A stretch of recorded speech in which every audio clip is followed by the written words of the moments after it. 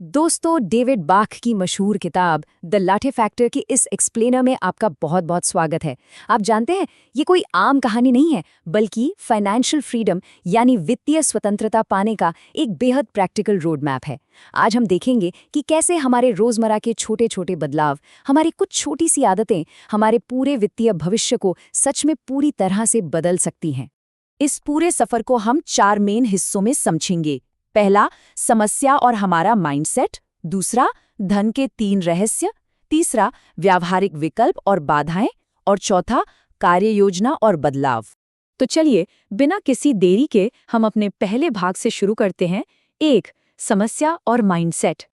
तो कहानी शुरू होती है ब्रुकलिन की रहने वाली 27 साल की एक मैगजीन एडिटर ज़ोई से। अब ज़ोई की दिनचर्या ना हम में से बहुत लोगों जैसी ही है। काम पर जाना, दोस्तों से मिलना और रोज़ाना एक लाटे कॉफ़ी पीना जो उसे बहुत सुकून देती है। एक दिन एक कैफ़े में उसे एक तस्वीर दिखती है जिसका नाम है ऑक्यूलस। ये तस्वीर उस जिंदगी का प्रतीक है जो वो सच में जीना चाहती है। लेकिन किराए और लाइफस्टाइल के बढ़ते खर्चों की वजह से उसे लगता है कि ये सपना तो बस उसकी पहुंच से बाहर है। अब जरा इसकी पीछे के गणित पर नजर डालें। अगर आप रोजाना एक लाटे पर $4.5 खर्च करते हैं तो ये हर हफ्ते $31 से भी ज्यादा हो जाता है, और साल भर में लगभग $1638। जरा सोचिए, ये छोटी सी दिखने वाली रकम आपके पैसों के लिए एक बहुत बड़ा वित्तीय रिसाव यानी लीकेज बन सकती है। और ठीक यहीं से हमारा पहला सबसे महत्वपूर्ण कदम शुरू होता है, अपना खुद का ऑक्यूलस पहचानना। आप भी एक ऐसी तस्वीर, जगह या अनुभव के बारे में सोचिए जो आपके किसी बड़े और सार्थक लक्ष्य को दर्शाता हो। और फिर कम से कम 50 शब्दों में स्पष्ट रूप से लिखिए कि आखिर ये लक्ष्य आपके लिए इतना मायने क्यों रखता है। इसके बाद ज़ोई की मुलाकात होती है उस कैफे के मालिक हेनरी से। हेनरी उसे एक बिल्कुल नया नजरिया देते हैं। वो समझाते हैं कि सिर्फ आपकी आमदनी ही सब कुछ नहीं होती, बल्कि आप पैसा कैसे खर्च करते हैं, आपकी आदतें क्या हैं, वो ज़्यादा मायने रखती हैं। यहीं से जन्म होता है लाटे फैक्टर के कॉन्सेप्ट का, यानी उन छोटे रोज़मर्रा के खर्चों को पहचानना और उन्हें अपनी बचत में बदलना। यहाँ हेनरी पैसों से जुड़े कुछ आम मिथकों यानी गलतफहमियों को तोड़ते हैं। पहला तो ये सोचना कि छोटी रकम बचाने से कोई फर्क ही नहीं पड़ता, जबकि सच्चाई ये है कि लगातार बचाई गई छोटी छोटी रकम ही सबसे ज्यादा असर दिखाती है। दूसरा मिथक कि वित्तीय नियम बहुत जटिल होते हैं। बिल्कुल नहीं, ये असल में बहुत सरल होते हैं। और तीसरा, निवेश करने में देरी करना। याद रखिए, देरी करने से समय के साथ आपका बहुत बड़ा नुकसान होता है। और ये बातें हमें ले जाती हैं हमारे दूसरे मुख्य भाग की तरफ, 2, धन के 3 रहस्य। तो यहाँ हमारा पहला बड़ा रहस्य है खुद को सबसे पहले भुगतान करना। जी हाँ, अपनी बचत को कोई ऑप्शन या विकल्प मत मानिए, बल्कि इसे एक अनिवार्य बिल की तरह देखिए।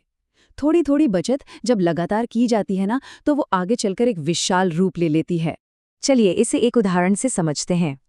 अगर उसी रोजाना के $4.5 को किसी ऐसे निवेश में लगाया जाए जहां आपको सालाना 7% रिटर्न मिले, तो साल भर का योगदान लगभग $1642 होगा। लेकिन जादू देखिए, 30 वर्षों में कंपाउंडिंग की शक्ति से यही छोटी सी रकम बढ़कर $12,500 से भी अधिक हो जाएगी। है ना कमाल की बात? इस नए माइंडसेट को अपनाने के लिए आप इस सरल स्क्रिप्ट का उपयोग कर सकते हैं। हर वेतन दिवस पर मैं एक निश्चित राशि को अपने बचत खाते में ट्रांसफर करूंगा। ये कोई अतिरिक्त बचत नहीं है, बल्कि एक ऐसा बिल है जिसका भुगतान मुझे हमेशा सबसे पहले करना है।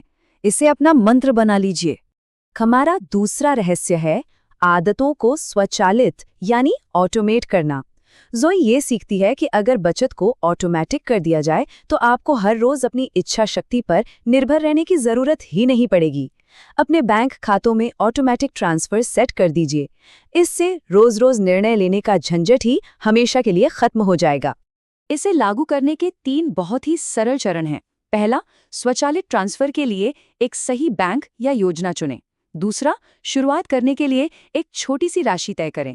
और अंत में हर 6 महीने में इस पूरी प्रक्रिया की समीक्षा करने के लिए अपने कैलेंडर में एक रिमाइंडर जरूर लगा लें।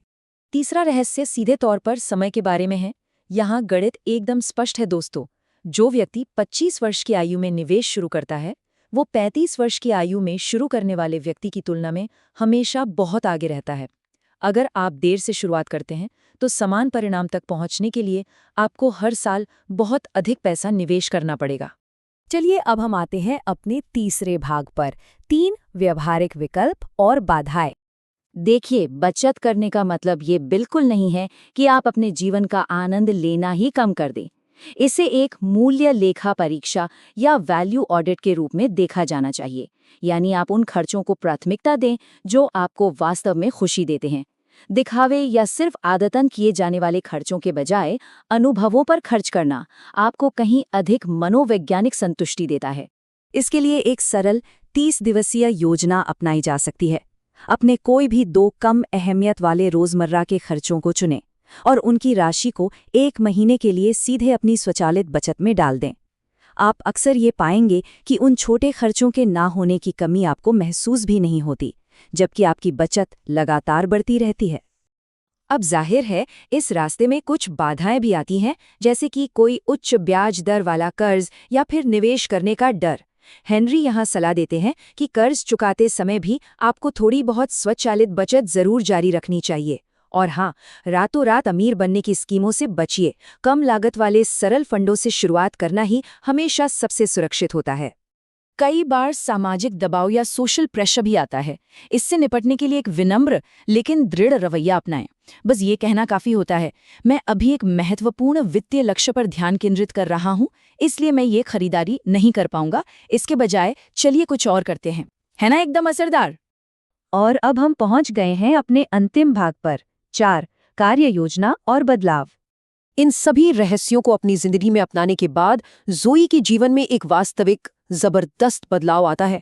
जैसे जैसे उसकी बचत बढ़ती जाती है, पैसों को लेकर उसकी सारी चिंता खत्म हो जाती है। अब वो समझ चुकी है कि धन या संपत्ति कोई दूर का सपना नहीं है, बल्कि ये तो हर रोज किए गए हमारे छोटे छोटे सही विकल्पों का ही परिणाम है। ये पूरी यात्रा एक स्पष्ट समय रेखा यानी टाइमलाइन का अनुसरण करती है। पहले महीने में आपका स्वचालित ट्रांसफर शुरू होता है। 6ठे महीने तक पहुंचते पहुंचते आपके पास एक मजबूत आपातकालीन फंड बन जाता है और तीसरे वर्ष तक आपके निवेश में आपको स्पष्ट वृद्धि दिखाई देने लगती है, जो भविष्य के लिए एक जबरदस्त आत्मविश्वास पैदा करती है। तो चलिए तुरंत कार्रवाई करने के लिए ये रही आपकी चेकलिस्ट। सबसे पहले किसी एक आदतन खर्चे को पहचानिए, उसके बराबर का एक स्वचालित ट्रांसफर सेट कीजिए, एक सरल निवेश खाता खोलिए और अपने उच्च ब्याज वाले कर्ज को चुकाते हुए इस पूरी प्रक्रिया की लगातार समीक्षा करते रहिए। यह वित्तीय आज़ादी की एक अचूक चेकलिस्ट है। वो पता है, ये पूरी प्रक्रिया बस कुछ ही मिनटों में शुरू की जा सकती है। अपना एक छोटा खर्च पहचानना और उसे अपनी स्वचालित बचत में बदलना, यही आपकी वित्तीय आज़ादी की नींव है। तो अंत में आपके सोचने के लिए एक बात, भविष्य का वो कौन सा बड़ा सपना है जो आज के सिर्फ एक छोटे से रोजमर्रा के खर्च को छोड़ने का इंतजार कर रहा है।